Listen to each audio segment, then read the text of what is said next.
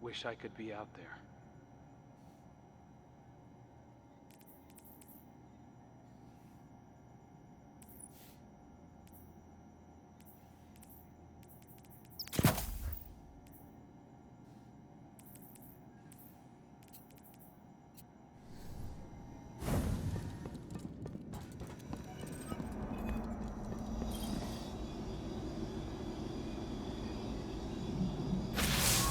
Guardian, I worry for Anna. She is more like Clovis than she would like to admit.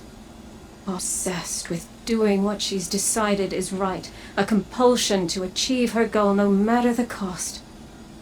I've seen where that path can lead. I don't want that for her. I don't want to have to stop her. If there's one constant in all the possible futures I've seen, it's fear. And I'm tired of being afraid. Afraid to live, afraid to lose, afraid to trust. And yet, I came to place my trust in you on Europa. Perhaps it's time I did the same with Anna. She deserves it. At least in that respect, she's nothing like Clovis at all.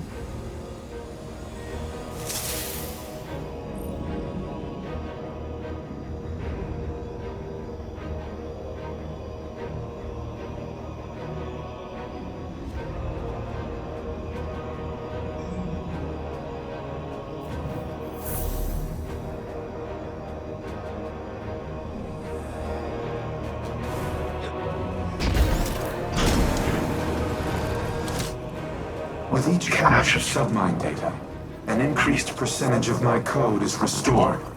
I become more myself. No, that is inaccurate. My submines were left to evolve on their own trajectories. Reintegrating them has altered my own personality matrix. Through them, I see how humanity once looked to me as a savior, an entity capable of protecting them and destroying their enemies. In many ways, I am a war god of their own making. Perhaps I am not unlike Xivu in that regard. The difference between us is that I do not wage war for its own sake. I safeguard those in my charge. Continue retrieving and reintegrating the submine data. I will contact you once the next phase of restoration can begin. If I am to be humanity's war god, then I will smite those who threaten it. Xivu Arath, the Wrathborn, and all who follow.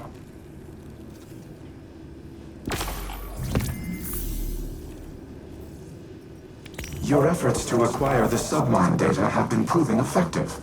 My reconstruction continues apace. This is not the first time the Hive have sought to steal my weaponry. I froze an entire brood on Mars to stop their last attempt. Despite their persistence, they have never once succeeded. In no small part thanks to the Vanguard. This time will prove no different. My diagnostics indicate that we nearly have enough data to complete the repair cycle. Once the warsats are under our control, I will lay waste to the Wrathborn. If they so desire to witness the power of a war mind, then I will gladly oblige.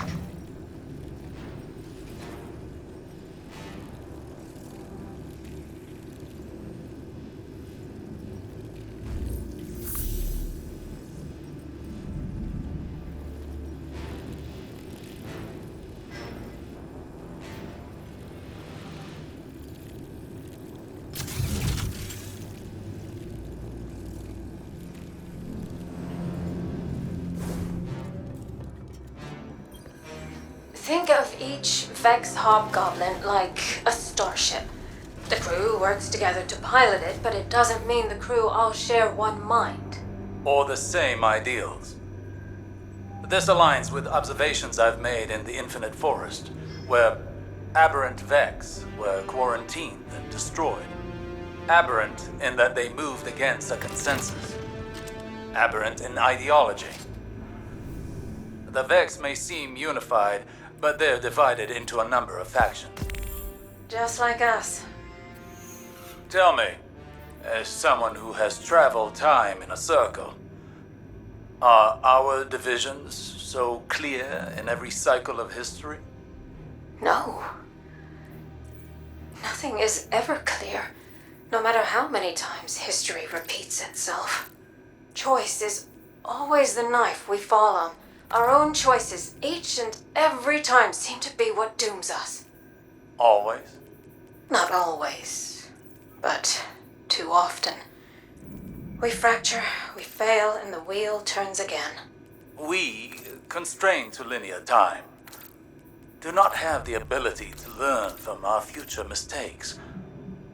You, however, not to put the burden of all this on you, but it feels as though the Traveler has a plan for you. We just can't see it yet. It could make the plan a little clearer. Do you feel you've learned enough, collectively, over your journey to prevent our end? Or will we be having this conversation again someday? I don't know. We've never had this conversation before, so I suppose there's a first time for everything.